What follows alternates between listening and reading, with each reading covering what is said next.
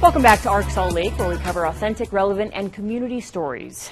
Okay, this is an incredible story. A Utah woman has created a new life for herself in Mexico. Candice Maria Garcia Sánchez moved to Mexico nearly a decade ago to follow her husband Fidel, who had been deported. Now they continue to work towards their dream of building a happy family. And we actually have Candice joining us live from Mexico this morning. Candice, thank you so much for being with us. You know, can you tell us just what this whole experience has been like for you? Wow, indescribable. I never thought that I would leave Utah, never, let alone be in Mexico, right? I never thought I'd be in a different country. So it's been an incredible experience. I've been able to get to know Mexico and fall in love with it because it's a beautiful place and it has incredible people. So I feel really, really fortunate. Well, then you met your husband here in Utah, and how long were you married when he was deported, and what happened? So we actually were together for, I think, since about 2009, 2008, 2009. And then he was deported in 2016, and we actually were legally married while he was still in custody. But we've been together for almost 18 years now. So, yeah, it's been a minute. Well, what went through your mind when he was deported? The best way I've been able to describe it is it felt like all of the air in my universe was sucked out all at once. Mm-hmm. It was unimaginable. I then had to do something I had to do something more unimaginable, which was tell our 5-6-year-old at the time. So extremely difficult. There's no other way to describe it other than traumatic. It was a traumatic experience. Yeah, and when we're seeing, you know, pictures of your family as you're talking about it, talk about the move and the adjustment. How was that for you and your kids having to move to Mexico?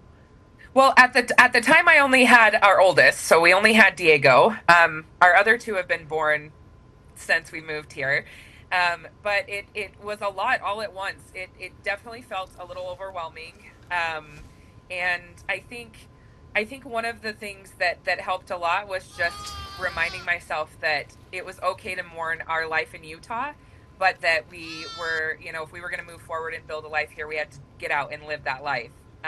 But it was a lot of adjustment in the beginning. Did you have any help? Is there an organization, or is there any federal office that you look to get some help, like the consulate in Mexico or anything? So I did go through like Mexico's government to get my permanent residency, but as far as organizations helping at the time, even though I felt like I did a ton of research, there really wasn't anything at the time. So no. And we're seeing, you know, now deportations happening. Is there anything anything you'd like to say to people who are in similar situations now that you were in back then? I hope that you can take this one day at a time, even 1 second at a time. And I know that it feels like the end of everything, but I'm here to tell you that it doesn't have to be. Well, and it seems like you're really flourishing there. How are things going? I mean, with jobs, with your husband's work, and how are you taking care of your family? It's going fantastic. So I have my MBA, and I do freelance work, from home contract work and project management, and I do that for companies all over the world. My husband, as you can see, he is building our forever home, and he also has crops and that he grows. Near and dear to me because I grew up in a small town in Utah where agriculture was the main thing. But we're thriving. Our kids are doing great.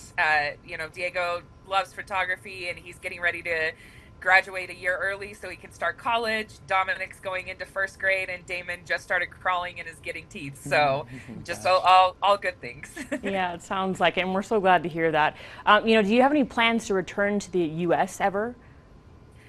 To live permanently, no. I do come and visit family as often as I can. Shout out to my mom and grandma, who I know are watching, because it's hard to be so far away. But as far as moving back permanently, no. Mexico is forever for us.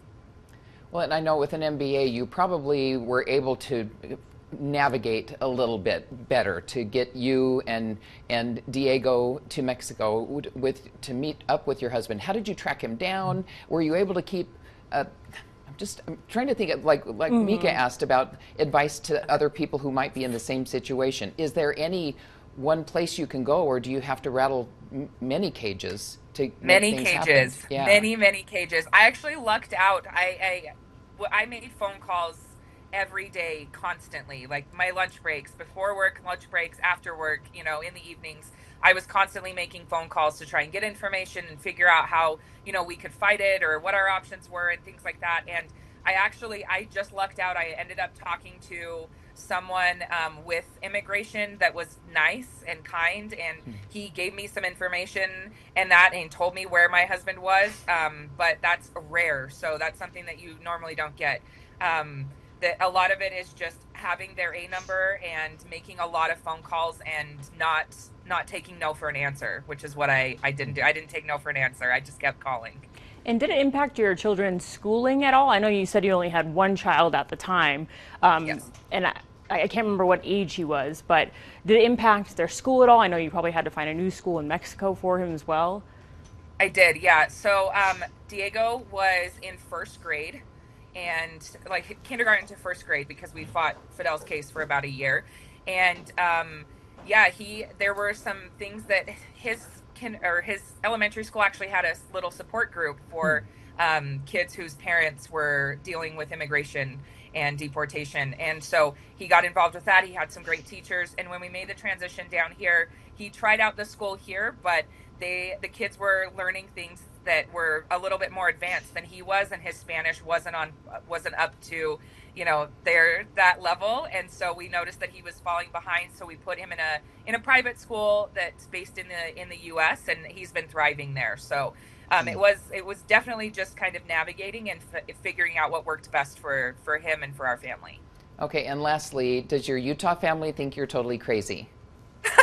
No, they don't, actually. They're very supportive, and my grandmother is my #1 fan on YouTube, and it makes me so happy. She's incredible. But all of my family is very, very supportive, and they always have been. And I've been very fortunate to have such a great support system in Utah.